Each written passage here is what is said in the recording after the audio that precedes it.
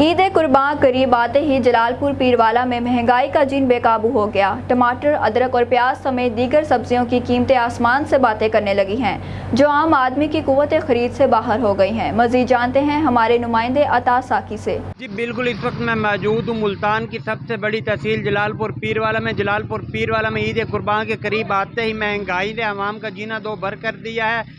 जलालपुर पीरवाला में 30 रुपये किलो बिकने वाला टमाटर 120 रुपये किलो बेचा जा रहा है, जबकि मैं बात करूं अदरक की तो 300 रुपये में फ़रोख्त की जाने वाली अदरक ईद के करीब आते ही 700 रुपये किलो फ़रोख्त की जा रही है। मेरे साथ कुछ शहरी मौजूद है, आइए मज़ीद इस हवाले से इनसे जानते हैं कि इनका क्या कहना है। जी सर, बिल्कुल। जो टमाटर आज से पहले 30 रुपये किलो था, अब वो देख ले 120 रुपये किलो पे। और जो अदरक 300 रुपये किलो बेची जाती थी, आज वो 700 रुपये चली गई है। हम आपसे अपील करते हैं कि रेट में कमी की जाए ताकि गरीब आवाम ईद खुशी से मना सके।